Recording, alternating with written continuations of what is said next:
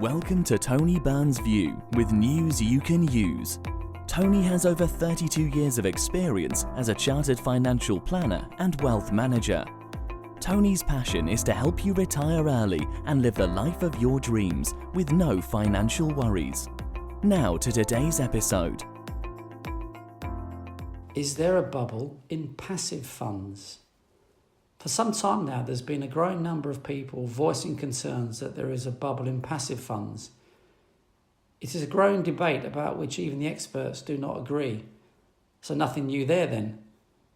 Nonetheless, it is an interesting argument because passive funds, otherwise known as index tracker funds, have become very popular in recent years. So what is the difference between passive funds and active funds?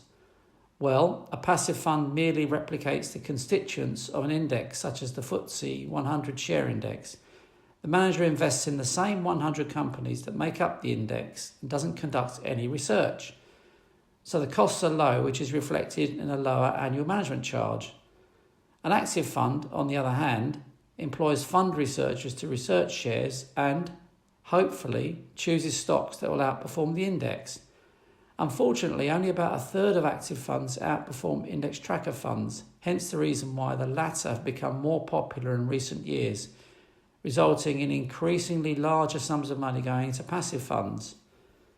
This is why some people, such as Michael Byrne, the fund manager of Scion Asset Management, who became famous for shorting mortgage-backed securities before the 2008 global financial crisis, depicted in the film The Big Short, considers there is a bubble in index tracker funds.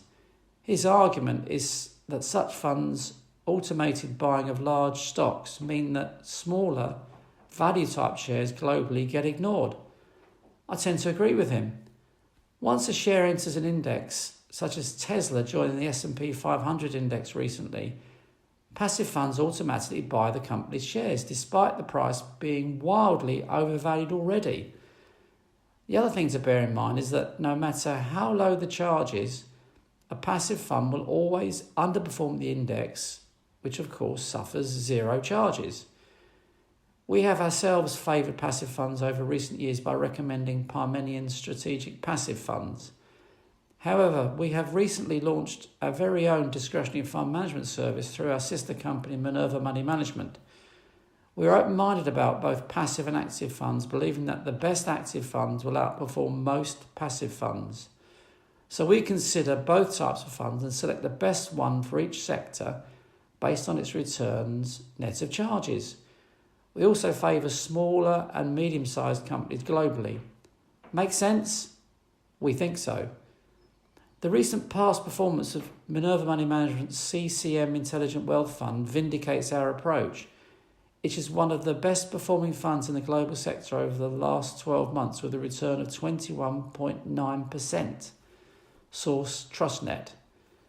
Over the same period, the FTSE All-Share Index has fallen 9.2%. So if you had invested in a FTSE All-Share Index Tracker Fund over the last 12 months, you would have achieved a return net of charges approximately 30% lower than our very own actively managed fund, which has an annual management charge of 1.2%, which is about 1% a year higher than a typical passive fund. Fortunately, the same Minerva Money Management team that manages the CCM Intelligent Wealth Fund will also be managing the Transact Discretionary Fund Management Service.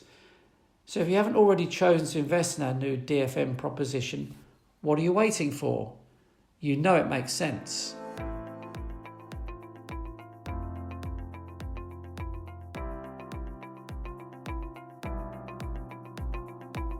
Thank you for listening to today's episode. If you enjoyed it, don't forget to share it with your friends and family. For more information, head to www.wealthandtax.co.uk.